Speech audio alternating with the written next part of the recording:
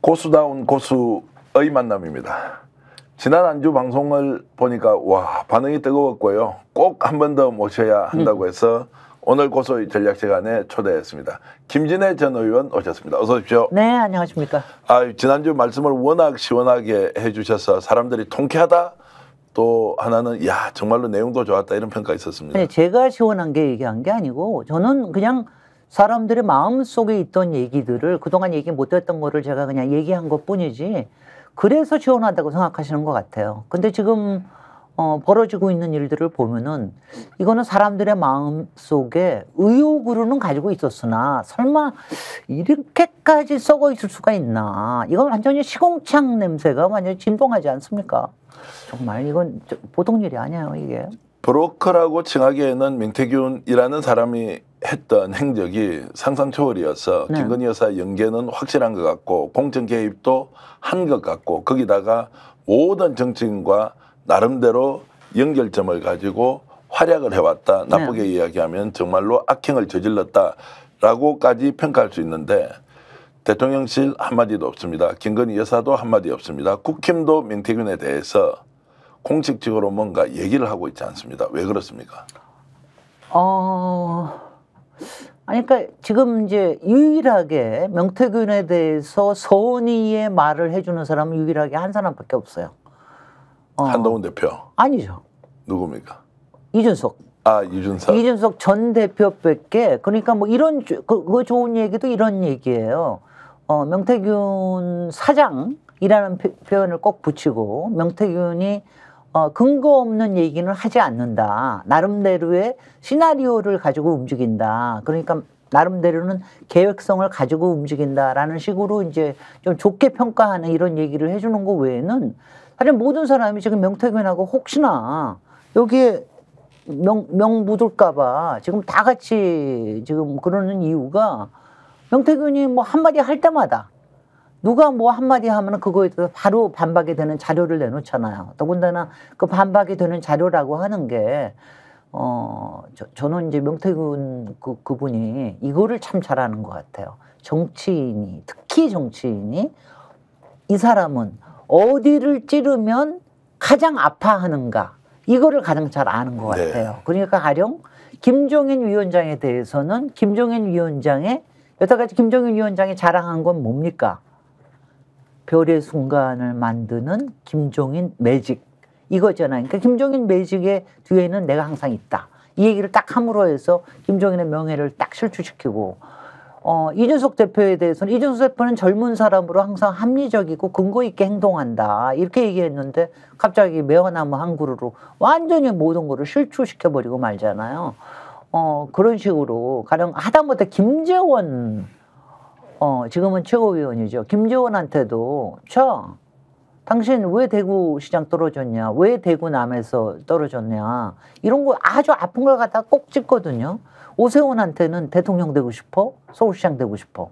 이런 식으로 한마디를 딱 짚어내는 게 사람의 약점과 이 사람의 욕망과 이 사람이 뭐를 되고 싶어 하는가 이거를 정확히 알아가지고 그걸 짚어낼 뿐만이 아니라 그거에 대해서 여태까지 다 접촉을 하면서 근거가 되는 자료를 가지고 있다 이거죠. 어떤 거는 사진, 어떤 거는 전화, 어떤 거는 텔레그램 이걸 다 가지고 어떤 거는 PNR이든 어떤 거를 하든 여론조사, 어떤 거는 접촉했던 근거들 이런 걸 다 가지고 있으니까 그러니까는 이제 함부로 못하는 거죠. 자, 이 사람이 여의도에 뭐 1000명 정도 되는 소위 말하는 컨설턴트다 또는 사기꾼이다라는 것은 아니죠. 이 사람은 나름대로 실력을 갖추고 있는 인물로 봐야 되지 않습니까? 이 정도 얘기 나온 것만 보더라도. 왜 그렇게 실력을 갖추고 있다고 평가를 하세요? 김종인 위원장도 조언을 받고 뭔가를 같이 도모를 했다. 서울시장도 만들었다. 그리고 홍 시장하고도 과거에 인연이 있었다. 오늘 또 뉴스토마토 보도는 강원도지사, 경남지사까지 지난 지방선거 때 영향력을 행사했다. 아니 저는 만약 그렇게 평가를 하시고 싶다고 그러시면은 저는 그냥 조금 실력이 있는 사자다. 실력 있는 사자다. 이렇게 얘기를 하고 저는 이제 제가 딴 데서 표현할 때는 이 사람은 타짜가 되고 싶은 사자다라고 저는 이렇게 표현을 하는데 사자가 저는 명태균이 여태까지 얘기한 것 중에 하나는 정확하게 인정을 합니다. 뭐냐 하면은 천공은 하늘에서 놀지만 나는 땅에서 논다. 네. 그 얘기가 뭡니까? 땅에서 노는 우리 인간들은 땅에서 노는 근거를 가지고 와야 훨씬 더 믿어지잖아요. 그런데 거기에서 딱 드러내는 게 숫자란 말이죠. 네.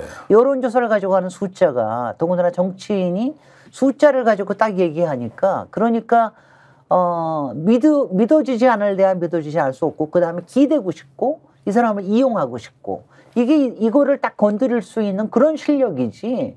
그다음에 또 하나 실력은 뭐냐 하면은 제가 이제 항상 얘기하는데 사자는 사자를 좋아합니다. 그러니까 사자가 아무한테나 통하는 게 아닙니다. 사자 기질이 있는 사람한테 통하는데 제가 표현을 하자고 그러면 정치인들은 어느 만큼은 약간은 다 사자가 있어요. 그게 뭐냐 하면은 뭐 일종의 도박 아니에요. 선거에 나가는 거나 저기 하는 거는 그다음에 자기 이미지를 홍보하는 거나 이건 뭐냐 하면은 거기에 간절한 욕망이 있단 말이죠.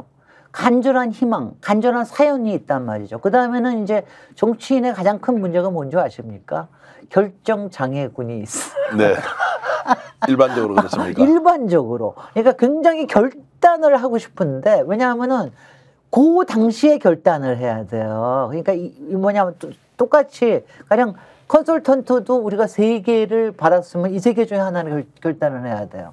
그 다음에 제가 이번에 어디를 가고 싶은데 어디에 가야 가장 공천받을 확률이 높으냐, 어디에 가야 승리할 게 높으냐, 이게 이제 여러 가지를 가지고 결정을 해야 된다. 마지막에 혼자 결정을 해야 된단 말이죠. 그럴 때 파고드는 게 사자입니다. 그걸 파고드는 게 사자입니다. 그리고 사자들은요, 저도 이제 아무래도 저도 많이 경험을 해보니까 아는데 사자들은 이렇게 얘기를 해요. 자기가 다 안다는 식으로 얘기해요. 이거를 하면 이거 됩니다. 근데 어떤 사람들은 천공처럼 하늘의 계시를 받았다고 얘기를 하겠지만 그거는 우리도 잘 못 믿잖아요. 근데 이 사람은 굉장히 말하자면 내가 평소에 생각했던 우려 또 근심 이런 것들을 다 짚어가면서 거기다가 숫자로 이걸 가서 이렇게 하면 이 사람은 떨어뜨리고 이 사람은 이렇게 해가지고 뭐가 될 수 있다. 그 다음에 거기에 딱 보여주는 게 숫자가 있으면서 이게 앞으로도 돌아갈 수 있다라는 거를 딱 보여주면 끌리죠. 자, 그런 정도 인물한테 어쨌든 집권여당 윤석열 대통령 부부를 포함한 중진 그리고 이름 꽤나 있는 국회의원들이 다 당했다. 이제 요 정도 이제 말씀을 드리고요. 어저께 이제 폭로가 됐습니까? 공개가 됐습니까? 어쨌든 저희들도 열심히 보도를 했는데 국힘 내부 당원 명부 56만 8천 개가 명태균에게 넘어가서 여론조사를 했다라고 이제 폭로가 되면서 일파만파가 아닙니다. 발칵 뒤집어졌는데요. 네. 자, 이 문제는 어떻게 보십니까? 아니 그러니까 바로 그게 이제 명태균의 실력이죠. 명태균이 가지고 있는 실질적인 거는 여론조사니까 이 사람이 뭔가 여론조사를 해가지고 뭘 하면은 되겠다 하는 거는 이제 다들 갖고 있는 신뢰였을 테고 거기다가 누가 먼저 제안을 했는지는 모릅니다. 근데 이번에 명태균이 했다라고 하는 여론조사가 이건 정말 뭐 신통방통해요. 그거 누구도 생각 안 하는 겁니다. 우리가 이제 후보가 되면은 뭘 주냐면 당에서 그쪽에 당원 명부를 줍니다. 근데 이걸 안심번호로 주거든요. 근데 아마 이번에도 보니까 민주당하고 국힘하고는 좀 다른 것 같아요. 민주당에서는 이름 같은 건 당연히 없는 거고요. 그냥 뭐 053으로 그러니까 안심번호로 다 전환을 해가지고 대개 보면은 그냥 대개 광역 정도. 이게 이제 전북이냐 전남이냐 호남이냐 아니면 영남이냐 이런 정도만 가지고 주는데 이번에 거기서 준 거 보니까는 꽤 상세하게 좋더라고요. 그러니까 지역구까지도 좀 볼 수 있게 해주고 성별도 주고 성별도 나이까지 나이는 아닌데 네, 성별까지 좋더라고요. 주고 성까지 줬습니다. 글쎄 말이죠. 그러니까 그거는 굉장히 자세하게 줬어. 그걸 나름대로는 자기네들이 소팅하는 분류하는 방법도 좀 있었을 거예요. 그러니까 유리하게 할 수 있는 건데 이걸 주는 이유는 정확하게 홍보 문자 보내라고 하는 용도입니다. 그래서 저희도 그 홍보 문자 보내는 게 가장 후보로서는 돈도 많이 드는 일이고 정성을 들이는데 그거 가지고 여론조사 한다는 생각을 하는 사람은 아무도 없습니다. 근데 그거를 착안을 해가지고 했다는 거 아니에요. 그리고 그거를 대선에 경선에서 했다는 거 아닙니까? 아닙니까? 경선 기간 중에. 네. 경선 기간에 거의 막바지. 그러니까 10월 한 29일, 11월 4일까지 경선했거든요. 네. 근데 이 사람이 함께 10월 20일 21일 하고 22일 요 사이니까 한 열흘 앞두고 한 거 네, 아니에요. 그러니까 상당히 영향을 줄 수가 있는 거죠. 예. 그래서 참 여러 가지 상상을 하고 지금 뭐 취재도 보통 이제 이렇게 심층적으로 하는 게 아니던데 그 데이터를 가지고 여론조사를 했다. 그러면 여론조사를 하면 그 여론조사의 흔적들이 나오지 않습니까? 지지와 비지지자 있지 않습니까? 네. 그럼 비지지자가 나오면 윤석열 후보를 지지하지 않는 사람이에요. 그럼 이 데이터만 가지고 안심번호가 유효기간이 한 20일 정도 됐다 그러거든요. 네. 그럼 그 사람들을 상대로 따로 뭔가를 보냈으면. 따로 뭔가를 보내니까 설마 마지막 그 경선의 마지막 조사에 그것만 쓰거나 그러지는 않았을 테지만 뭔가 보냈을 수도 있죠. 당연히. 그러니까요. 이게 원래 제공 이유는 문자 보내라고 했는데 여론조사를 했으면 그 여론조사 데이터 결과값을 가지고 안심번호가 있었으니까 2차, 3차로 악용 또는 불법이 저질러졌을 수도 있지 않느냐라는 이제 의문을 합리적으로 갖게 됩니다. 그러니까 그 합리적인 의문을 지금은 이제 이걸 풀어내야 돼요. 저는 이거는 뭐 선관위에서 또 그 국힘 안에서도 이거는 정확하게 풀어내야 되고요. 근데 이제 지금 이렇게 다 뒤를 돌아보면 저는 그러니까 저도 꽤 촉이 발달된 사람, 아니 솔직히는 정치에 하는 사람들은 다 촉이 좀 있습니다. 뭐가 이제 가령 룰이 꾸려지거나 이럴 때는 왜 저런 룰이 꾸려질까? 저게 뭐가 있는 게 아닌가? 이런 생각을 다 해요. 그리고 네. 그것 때문에 가령 경선할 때도 이 룰은 나한테 불리하다. 저렇게 저 사람한테 훨씬 더 이점이 있다 해가지고 싸우고 그러는 거 아니겠어요? 근데 지금 돌아보시면 스펙스에서 그거 낱낱이 분석을 하셨지만 네. 이게 이게 있습니다. 다 처음에 윤석열 후보가 자기 정당을 만드느냐 아니면 국힘에 들어가느냐 때문에 몇 달 동안 아주 왔다 갔다 했습니다. 맞습니다. 왔다 갔다 했죠. 그러다가 7월 그 며칠 날 들어갈 때 굉장히 어색하게 들어갔잖아요. 네. 그때 대표하고는 몇 번 만났지만 대표하고 만난 게 아니라 다른 성일종 위원이었나요? 그때 아니 성일종 위원이 아니라 누구 위원이 있을 때 그때 별도로 들어갔잖아요. 그래서 왜 저럴까? 그리고 왜 저렇게 뜸을 들일까? 별도로 당을 만들 필요가 있나? 그게 새가 되나? 근데 그때 그게 뭐였습니까? 밀고 당긴 거 아니에요. 네. 그게 뭐냐면 여론조사하고 당원조사하고 여론조사의 비율을 어떻게 하느냐. 5대5로 그때 가지 않았습니까? 근데 원래는 7대3이었어요. 예. 그전에는 8대2까지 간 적이 네네. 있습니다. 그러니까 왜냐하면 대선이기 때문에 일반 여론조사가 더 중요하잖아요. 국민들이 가지고 있는. 이거는 익명성이 좀 더 강화가 돼 있는 거죠. 근데 당원은 아무래도 당원은 이제 당원이 당시에 원래는 한 40만 밖에 안 됐어요. 그러다가 나중에 이제 새롭게 들어오고 많이 그래서 56만이 된 건데 그때 그래서 저거 하나라고 늦게 들어가는구나. 1대1로 만들기 위해서. 그러니까 당원 여론조사를 비율을 높이기 위해서 저렇게 딜을 하는구나. 저는 그렇게 생각했어요. 당시에도 그것 때문에 그런 게 아니야. 그게 첫 번째 단계. 그냥 두 번째 단계는 이제 뭐 토론도 하고 여러 가지가 있는데 끊임없이 여론조사가 나오잖아요. 근데 일반 여론조사는 그때 홍준표 후보가 높게 나오는 것도 꽤 있었습니다. 일반 여론조사는 홍준표가 높게 나왔습니다. 높게 나왔고 그다음에 이재명 대표하고 결었을 때도 홍준표 대표가 더 영향력이 있는 거로 나오는 그런 것도 있었어요. 그러니 내부에서 얼마나 안달이 났겠어요. 그러니까 그것도 내부에서는 알고 있었거든요. 당원에서 윤석열 후보가 훨씬 더 지지율이 높다는 건 알았는데 마지막에 깐 거 보세요. 저는 깜짝 놀랐어요. 아니 대선의 여론조사에서 10%로 진 사람이 한 14%를 당원에서 이겨가지고 마지막에 후보가 된다는 게 너무 웃기는 거 아닙니까? 네. 너무 웃기는 거 아니에요. 이거는 아니 일반 대선에서 당원이 일반인들한테 여론조사에서 높은 사람이 되는 게 너무나 당연할 것 같은데 그게 당원 여론조사에서 뒤집어진 거 아니에요. 근데 나중에 알고 보니까 당원 여론조사가 이런 야로가 거기에 들어갈 수도 있다라는 지금 의혹이 나는 거 아닙니까? 자, 조금 더 이제 깊이 들어가 보겠습니다. 자, 윤석열 검찰총장이 사퇴를 하고 사표를 내고 나와서 3월 말부터 미래한국연구소 명태균이 실질 소유하고 있는 회사에서 여론조사를 시작합니다. 네. 그때는 가입 전이에요. 네. 당원으로 이제 입당했던 게 7월 초거든요. 네. 그럼 한 4개월 정도 여론조사를 한 거예요. 자, 그게 머니투데이를 통해서 이제 보도가 계속 그렇습니다. 되는 것이고 그 사이에 룰이 바뀝니다. 네. 그리고 5대5가 됐죠. 네. 자, 이런 이제 종합적인 상황. 또 막바지에는 지금 저희들이 폭로했던 56만 8천 명의 데이터를 가지고 그것도 경선 기간 중에 후보가 4명이었지 않습니까? 네. 자, 윤석열 그리고 홍준표, 유승민, 원희룡. 그 시점에 56만 8천 명의 데이터를 가지고 여론조사를 돌려버립니다. 네.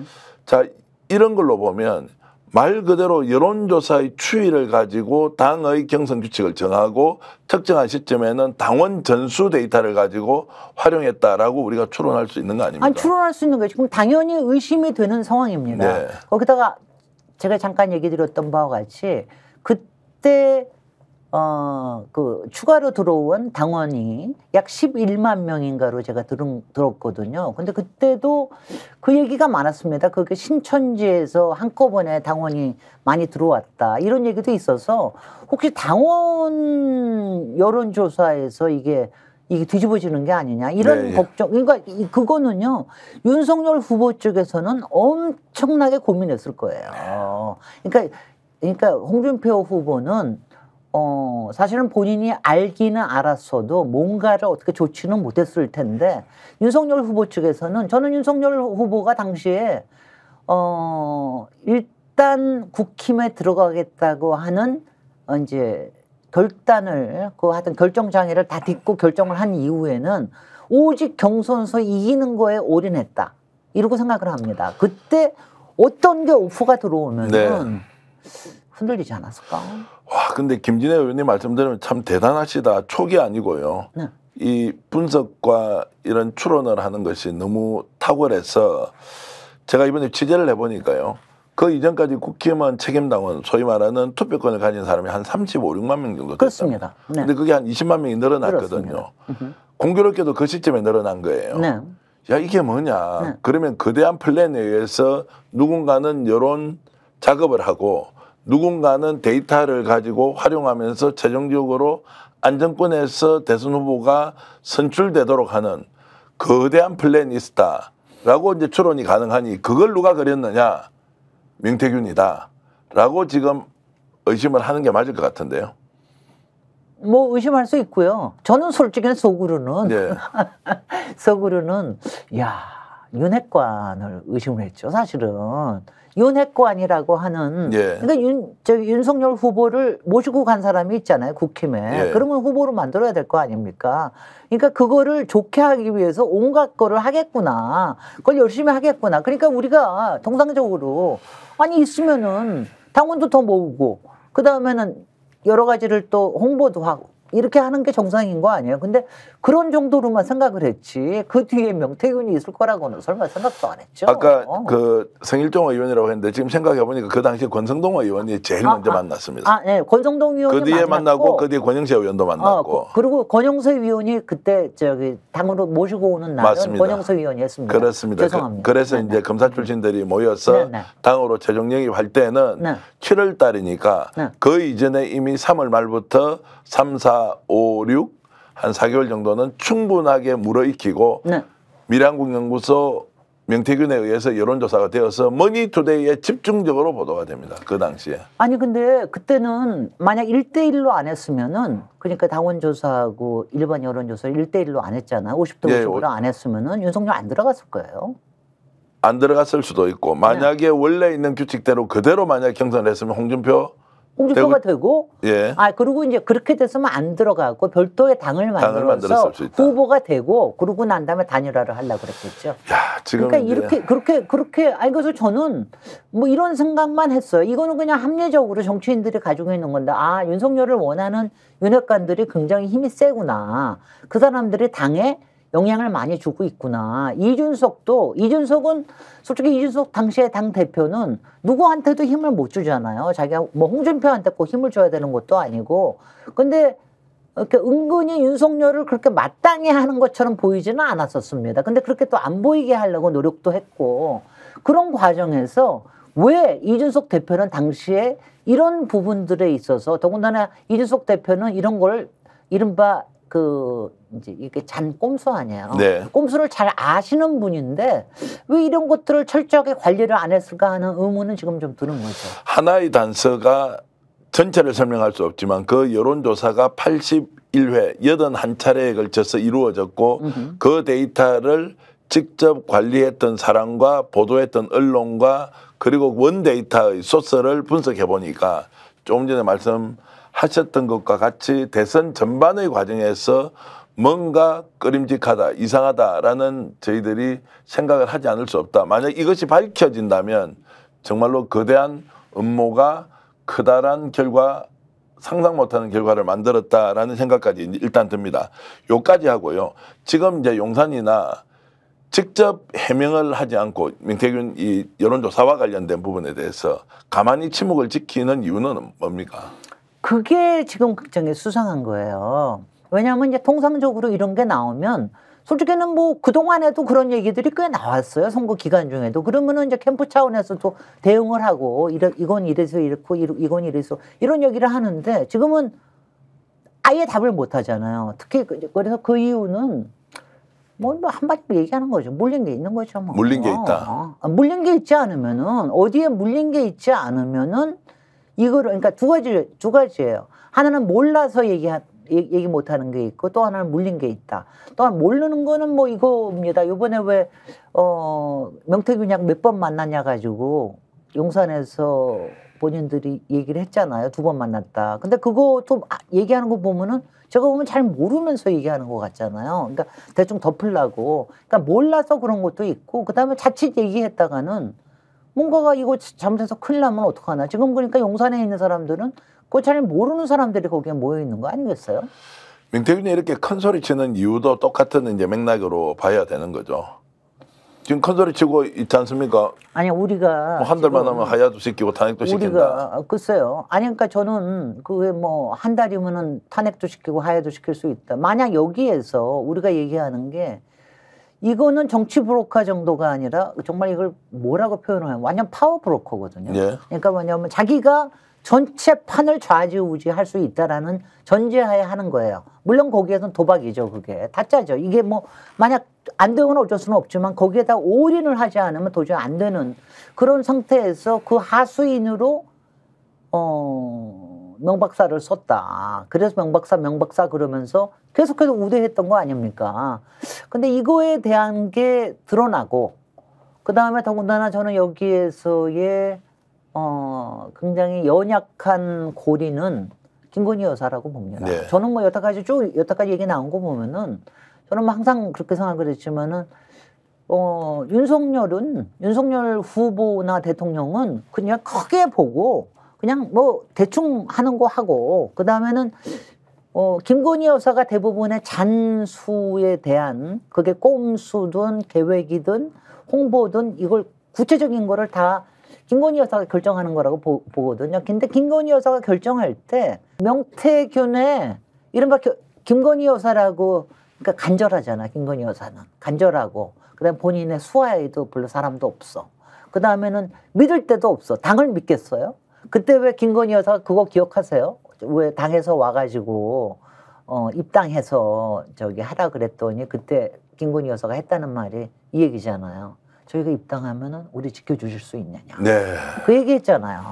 지켜주실 수 있나. 예. 이 얘기했잖아요. 그러니까 본인의 관심은 자기를 지켜줄 수 있는 거, 지켜줄 수 있고 믿을 수 있는 아무도 믿을 데는 없는 거예요. 당이라고 믿을 수 있어요? 이준석도 못 믿죠. 그때는 아무도 못 믿는데 그럴 때 이걸 가져와서 딱 이거 이런 수가 이렇게 그리고 이거 하는 거 외에는 방법이 없습니다. 라고 딱 결정 장애가 있을 때 딱 해주는 사람이 있으면 당연히 명박사 얘기 나오고 선생님 얘기가 나오는 거죠. 그러면은 결국 배우는 윤석열 대통령 그 당시 윤석열 후보였고 실제 연출은 김건희 여사와 명태균이 했다 이렇게 제가 추론을 해봐도 되겠습니까? 그렇게 이렇게 본다 그러면은 이제 만약 영화로 비유해서 한다 그러면은 시나리오는 명태균이 쓰고 오히려 감독을 김건희가 하고 연출 감독을 김건희가 하고 배우는 뭐 당연히 후보는 배우 역할을 해야 되는 거니까.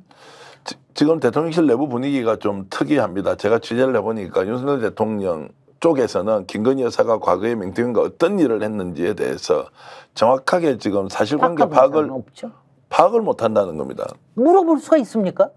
그러니까 바깥에 이제 언론에서 물어보는 질문에 대답을 하는 거다 거짓말을 하는 거죠. 뭐 대통령이 9월 이후에 안 만났다 그러는데 지금 아니 10월 달에 이미 여론조사를 당원 전수 조사 방식으로 해버렸는데 글쎄요. 대통령실 해명이 완전히 엉터리가 돼버렸지 않습니까? 그래서 대통령과 김건희 여사 간에 특정한 사안이 있었던 것에 대해서 확인을 해줄 수 있는 정도의 상황이 아니다. 컨트롤 타워가 없다는 겁니다. 그러니까 더 이제 꼬여 들어가고 있는 이 상황을 자 붕괴의 조짐으로 봐야 하느냐. 공동 대응조차 못하고 있습니다. 대통령 부부가. 자 이건 또 어떻게 해석해야 되느냐. 아니 지금은 이제 지금의 대통령실에서는 적어도 이 부분에 대해서는 컨트롤 타워가 없을 수밖에는 없지요. 왜냐하면 누구도 진실을 알지 못하고 왜냐하면 뭘 알아야 뭐 거짓말도 할 거 아니겠어요. 그런데 그건 모르겠고 당시에 대선 때는 우리가 그때 그 얘기 했잖아요. 두 가지 캠프가 공식 캠프가 있고 또 하나는 서초 캠프가 있다라는 얘기 하지 않았습니까? 서초 캠프라는 거는 그 뭐 다 같이 아크로비스타의 그 코바나 컨텐츠 캠프라고 하는 건 다들 그냥 뭐 다들 입에 내지 않아서 다들 그렇게 알고 있었는데 거기에서 뭐 이런 것들은 다 짰겠죠. 만약 한다 그러면 그렇게 짜지 아니 그리고 이럴 때는요. 저는 이거는 있다고 봅니다. 선거 때는요. 사실은 그 후보 말 맞다나 이게 패밀리 비즈니스가 돼가지고 후보는 일종의 배우 역할을 하고 바깥에서는 이런 여러 가지를 짜는 사람들이 있어요. 근데 그런 거를 이제 판단을 하고 여기에서 뭘로 가야 되겠다 하는 게 보통은 이 선대위원장 또는 선대본부장이 그걸 알아서 하는 건데 여기에는 이제 비선 라인이 작용했던 거죠. 비선 라인이 작용했으니 그러니까 김건희 여사가 그런 거 할 수 있었지. 아니 공식 라인을 통해서 명계남한테 그런 거 명태균에게 명태균이한테 용역 줄 수 있어요? 못 주죠. 결국 이제 김건희 여사가 지난 대선 과정에도 깊숙이 개입하고 전체적으로 주도했다라고 볼 수 있는 것이죠. 근데 다른 사람이 누가 있느냐? 잘 모르겠는데. 다른 사람이 누가 있습니까? 그러니까 최소한 경선 기간 동안에는 캠프가 만들어져 있을 거 아닙니까? 그러면 그 경선 캠프는 김건희 여사가 주도하던 캠프였을 거고 대선 후보가 결정되고 나서는 당에서 이제 모든 대통령 선거 전반의 과정을 총괄했으니까 그 이전 과정에서 김건희 여사가 주도하면서 명과 연결하고 여론조사 보고를 받고 당원 명부까지 유출했던 거 아니냐라고 이제 저희들이 그럴 수 있는 이제 의심할 수 있는 게 훨씬 더 크죠. 왜냐하면 경선 기간 중이었기 때문에. 그러니까 대선 후보가 되고 난 다음에는 당의 서포트를 공식적으로 받을 수 있는데 그 전에는 그걸 못 하잖아요. 그러니까는 이제 그럴 가능성이 상당히 있죠. 자 이렇게 이제 궁지에 몰려 있는데 용산에서는 별다르게 또는 국민들이 바라는 방식으로 이제 해명을 하고 있지 않다. 대신 큰 소리 치는 쪽은 명태균이다.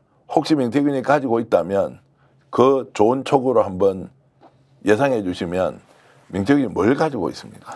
저는요. 제가 명태균이라면 이거는 그렇습니다. 제가 명태균이라면 제가 하고 있는 모든 전화, 모든 지금 대화 다 기록으로 남겼을 거예요. 그러지 않았을까요? 그러면 그 기록에 그 기록 중에 지금 일부 지금 이제 강혜경 씨한테 가 있는 거가 사정권이라고 그러는데 그것도 그 중에 일부에 불과했을 거라고 생각을 합니다. 그 중에 상당 부분은 지우기도 했겠죠. 완전히 없애기 위해서. 그러니까 뭐 무덤까지 가져갈 비밀이라고 그래서 지우는 것도 있었겠지만 한쪽에서는 이건 뭐 천기라고 해가지고 분명히 가지고 있는 게 있지 않을까요? 아니 가령 대표님이 그런 거 하신다 그러면 그런 거 없이 하겠어요? 저는 겁이 나서 그걸 못 가지고 있을 것 같은데 어쨌든 명태균 정도 되는 사람이 거래를 하기 위해서는 가지고 있다. 뭐 이렇게 저는 이제 가지고 있을 것 같아요. 저도 가지고 있다고 확신하는데요. 명태균 대표와 제가 이제 통화를 여러 차례 했지 않습니까? 검찰에 제출하는 이제 휴대폰에는 제대로 돼 있는 정보가 없고 하나는 꽁폰, 두 개는 부서진 폰, 네. 그리고 나머지 이제 폰들은 본인이 어딘가 보관하고 있거나 그 데이터를 백업해 놨을 것이다. 네. 라고 저는 추론을 하고 있고, 이 질문을 이렇게 드리는 이유는 어느 시점에 명태균이 모든 것을 공개하는 상황이 올 수도 있다. 그래서 지금 휴대폰이 이틀 전부터 완전히 차단돼 있습니다. 본인 네. 전화가 되지 않습니다. 네. 그리고 이제 페이스북에만 지금 간혹 글을 올리던데, 이런 것들이 저는 좀 시그널로, 신호로서 좀, 아, 큰 일이 벌어지겠구나라는 좀 생각을 하고 있습니다. 자, 그럴까요? 예. 그럴까요? 그렇게 명태균이 그거 터뜨릴까요?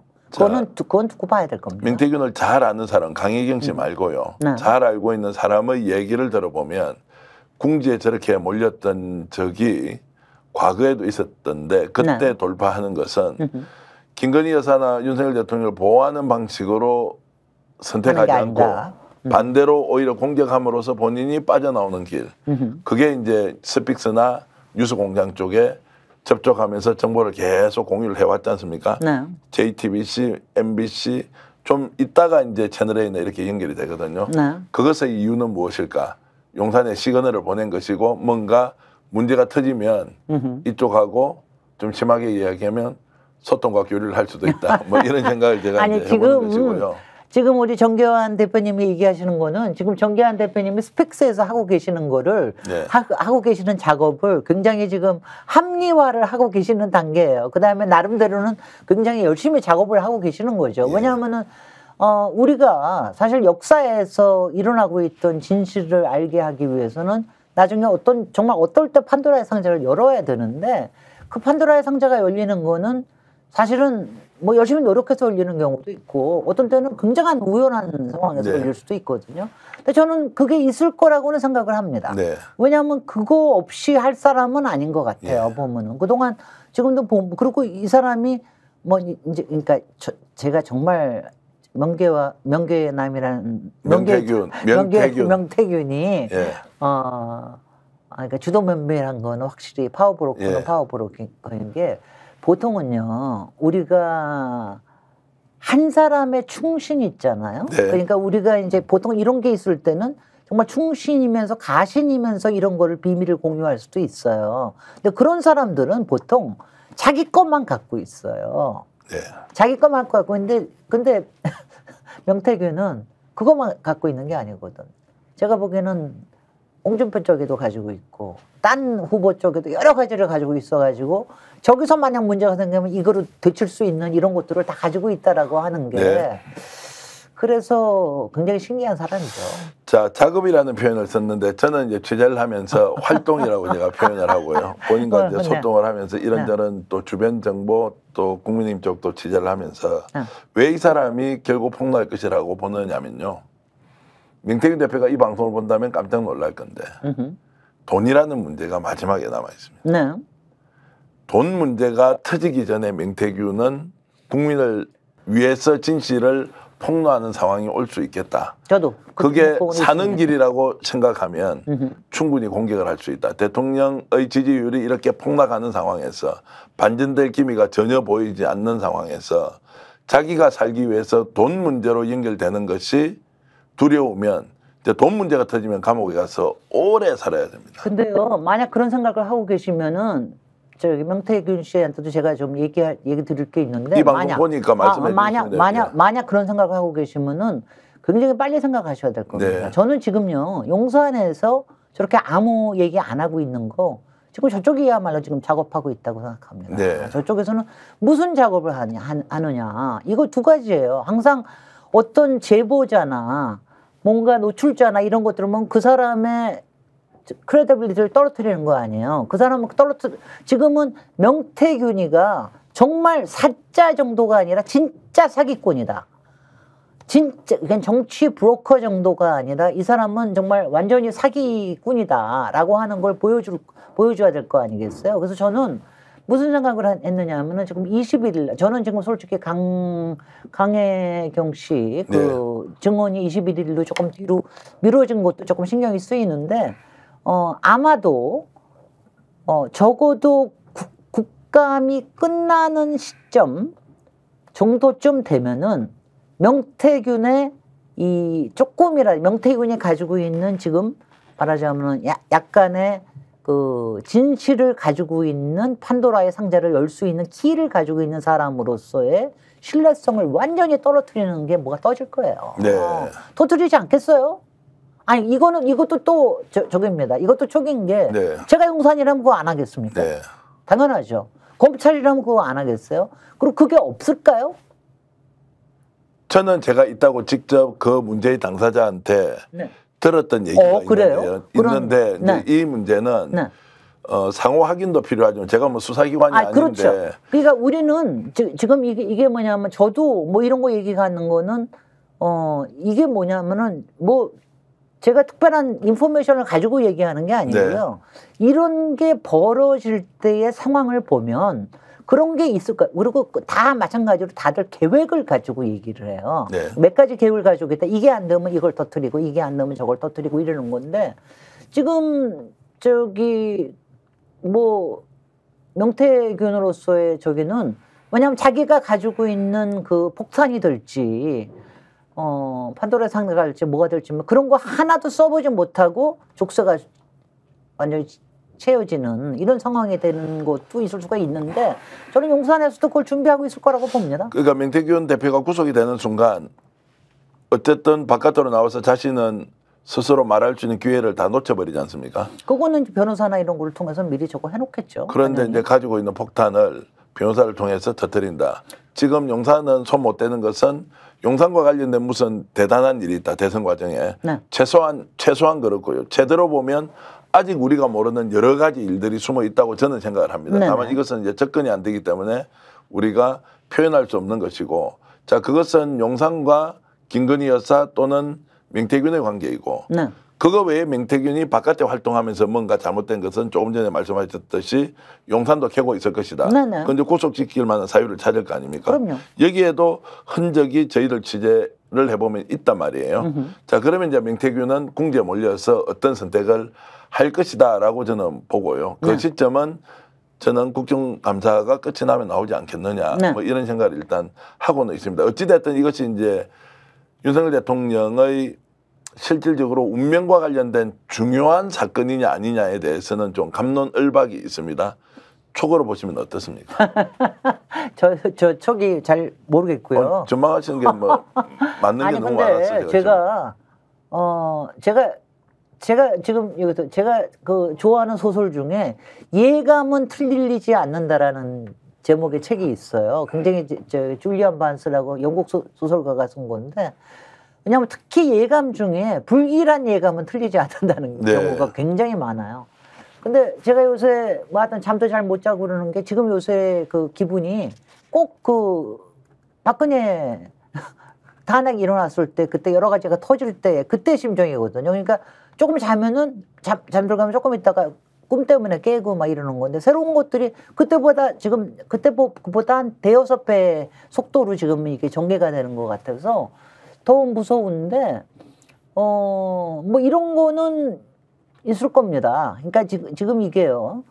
만약 그러니까 가령 이번에 21일 날이든 아니면 어느 때든 간에 김건희 여사의 육성이 공개가 되는 이 뭐 여러 가지 공천 개입이나 이런 데서 하는 것만 하더라도 일단 지지율이 확 떨어지는 거는 확실히 있을 거예요. 그러니까 10% 저는 다음 주부터 떨어질 거라고 보는데 그때부터 우리가 민간 쪽에서 어떻게 일어나느냐 하는 건 확실히 있을 테고 거기에다가 만약 지금 이제 말씀하시는 명태균이 마지막으로 터뜨릴 수 있는 그게 정말 왜냐하면 그건 딴 거 아니에요.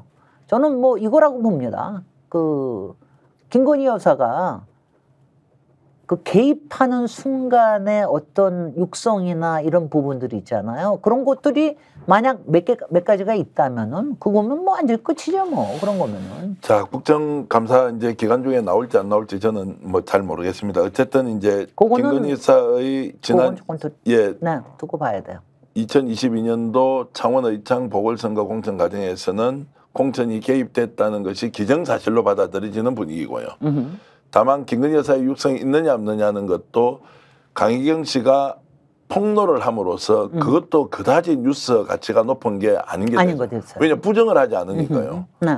그리고 국힘에서도 그런 사실이 없었다고 강력하게 대응하면서 법적 조치를 취해야 하는데 취하지 못하고 있습니다. 왜냐하면 강혜경 씨가 가지고 있는 정보를 그대로 내놨을 경우에는 감당을 못하니까요. 네. 그러면 김건희 여사의 공천 개입은 2022년도는 기정사실이라고 이제 보고 그 외에 다른 사건들도 있지 않느냐라고 하는 것은 오늘 뉴스토마토가 강원도지사도 있다. 네. 경남도지사도 있었다라고 이제 나왔는데 또 이것밖에 없겠느냐라는 또 질문이 또 남습니다. 또 남죠. 그러면 누굴 통해서 이걸 당에다가 로비를 했습니까? 네. 그것도 경로가 빤한 거 아닙니까? 김건희 여사 아닌가요? 했다면 네. 네. 아, 그 모른다고 해야 우리가 법적으로 피해갑니까? 아니 우리는 아직은 가능성으로 봐죠. 가장 확률이 그렇게 높다.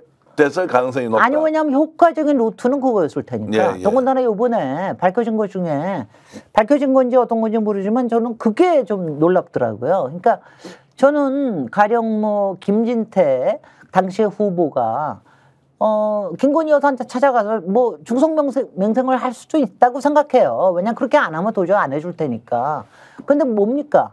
명태균이한테 인포메이션을 듣고 찾아갔다는 거 아니에요. 네. 그러고 나서 김건희 여사는 대통령한테 얘기해가지고 당시에 당선인이신 분인데 당선인한테 얘기해서 당선인이 전화를 걸게 만들었다는 거 아니에요. 아니 이게 말이 되냐고. 그러니까 뭐냐면 명태균이는 완전히 김건희 힘 믿고서는 움직이는 거고 김건희는 자기가 무슨 힘이 있어요. 대통령 힘밖에 없는 거 아니에요. 이걸 믿고서 움직인다는 게 이게 말이나 되는 얘기예요. 그걸 가지고 한다는 게 이게 완전 농단이지. 그러니까요. 그러니까 이제 용산이 이런저런 소리를 못 하고 있고 만약 그 어떤 반박을 하게 되면 뉴스토마토 같은 회사가 그냥 정보 없이 흘러가는 소문으로 썼을 거 아니지 않습니까? 네. 이미 그 취재를 한 달 이상 했다고 하던데 네. 그걸 본다면 이제 입증할 만한 증거, 녹취 이제 이런 것이 있다고 보면 갖가지 의혹이 김건희 여사로 이제 집중되고 있습니다. 네. 그러면 이게 이제 견딜 수 있느냐 없느냐라고 판단했을 때 조금 전에 예감이라고 하셨던 것 특검. 예. 특검입니다. 예. 저는 특검으로 가는 거 외에는 왜냐하면 지금 우리가 얘기하는 게 이게 바깥에서 그러니까 지지율을 떨어뜨리거나 이런 건 있지만 이런 걸 사실로 명확하게 하려고 그러면은 특검으로 가는 거 외에는 방법이 없어요. 그리고 특검으로 가는 와중에 국정조사를 해야 됩니다. 국정조사를 하면은 지금 우리가 데리고 오지 못하는 증인들 다 국정조사에는 데리고 나올 수가 있거든요. 강혜경도 몇 번 부를 수 있고 그 외에 다른 거에 관련된 예. 뭐 다 부를 수가 있거든요. 그렇게 하면서 그다음에 그게 특검으로 가는 거 외에는 방법이 없습니다. 그리고 지금 그쪽으로 가고 있는 중이에요. 그러면 이제 다음에 특검 한 번 더 발의가 되면은 이제 200명 이상 찬성할 가능성이 상당히 높아졌다라고 보시는. 한동훈이 키를 쥐고 있는데 한동훈이 거의 키를 한 3분의 2쯤 돌린 것 같은데 네. 제가 보니까 저의 또 예감은 왜 그 국힘이 아니라 용산은 한동훈하고의 독대를 벌써부터 흘리고 있을까? 왜 벌써부터 흘리겠습니까? 네. 지금 김건희 여사에 대한 거를 지금 작업을 할 수밖에 없다. 이걸 얘기하는 거 아니겠어요? 그러면은 대통령이 계속 직을 유지하기 위해서는 김건희 여사와 강제 분리를 하는데 동의하라. 뭐 이런 걸 생각하고 이제 독대를 진행한다 이렇게 보면 되겠습니까? 한동훈 측으로서는. 예, 한동훈 측으로서는. 한동훈 측으로서는 그렇게 될 수밖에 없다. 그러니까 지금으로선 데미지를 철저하게 좀 줄여야 된다. 그러니까 지금 이게 뭐냐면 한동훈의 입장으로서는 이게 대통령의 탄핵으로까지 가게끔 하는 거에 한동훈이 가장 큰 역할을 했다라고 하는 거는 피하고 싶을 거 아니겠어요. 이준석도 마찬가지일 테고 솔직히 이준석이 김건희 여사를 아직도 꼭 보호하는 것처럼 얘기하는 거 보면은 제가 조금 수상쩍은 점이 없지 않아 있는데 그거는 피하고 싶을 거예요. 그렇지만 어느 시점에 도저히 김건희 여사를 내놓는 것만이 유일하게 전체 피해를 좀 줄일 수 있는 거다. 그래서 보수 쪽에서, 국힘 쪽에서 뭔가를 좀 이렇게 다시, 진용을 갖출 수 있게 이렇게 되려고 그러면은 김건희 여사 내놓는 거 외에는 방법이 없을 겁니다. 근데 김건희 여사 내놓는 게 단순하게 여태까지 나왔던 거, 뭐 도이치모터스나 뭐 공천 개입의 김영선 정도 이런 거는 뭐 별 근거도 아닌데 지금과 같이 경선농단이다. 이건 뭐냐면 정당농단 한 거 아니에요. 이거는 정말 민주주의 농단이거든요. 만약 거기까지 간다고 그러면은 김건희 하나로는 안 끝나죠. 자, 그래서 오늘 가장 강력한 질문을 하나 던지겠습니다. 그런 상황이 전방위로 윤석열 대통령에게 집중되고 있다. 윤석열 대통령 최종 선택은 김건희는 수사하고 나는 국정을 그대로 유지한다. 또는 그냥 함께 자폭한다. 어느 쪽 선택을 합니까? 윤석열 대통령의 선택. 이럴 때는 저는 여전히 합리적인 인간을 갖고 싶은데 네. 뭐 인간의 합리성은요. 이거는 뭐냐면은 뭐 기소 안 당하고 싶고 감옥에 안 가고 싶은 거는 확실하게 있겠으나 나라도 살고 있어야 너를 언젠가는 구원해 줄 수 있을 거 아니냐. 그러면 두 번째 시나리오로 가기는 어렵죠. 첫 번째 김건희 여사가 저기 하는 거 뭐 그거 그렇게 가야 되겠죠. 예, 그렇게 이제 말씀 주시니까 대통령이 마지막에는 합리적 선택을 할 것이라고 저도 믿겠습니다. 그러나 세간에는 그렇게 하지 못할 것이다 라는 얘기도 많습니다. 명태균으로 시작된 이 사건이 어떻게 결론 날지 오늘 김진애 의원을 통해서 또다시 저희들이 이렇게 가겠구나라는 전망 해볼 수 있었습니다. 긴 시간 이렇게 인터뷰 응해 주셔서 고맙고요. 네. 혹시 하실 말씀이 더 있으십니까? 사자한테 이렇게 농단 당해서는 안 되겠습니다. 사자한테 농단 당해서는 안 된다. 아니 지금 일어나고 있는 거는 뭐냐면 사자가 명태균 하나가 아니에요. 네. 온갖 사자들의 욕망이 다 뭉쳐서 만들어진 게 윤석열의 정권이고 지금 그게 그대로 가게끔 놔둘 수는 없다 이렇게 생각합니다. 예, 어쨌든 사자이든 전문가이든 역량이 있든 아니든 이 일이 어떻게 전개될지 함께 지켜보겠습니다. 오늘 고수의 전략 정말 고수다운 고수의 논평 함께 들었습니다. 시청자 여러분 진심으로 감사드리고요. 스픽스 101만 명 넘어서고 있는 것은 여러분들의 도움입니다. 구독, 좋아요 꼭 눌러주시고요. 그리고 저희들은 여러분들의 제보를 환영하고 그 제보를 통해서 취재와 또 여러분들의 참여를 적극적으로 받아드리겠습니다. 시청자 여러분 고맙습니다. 고맙습니다.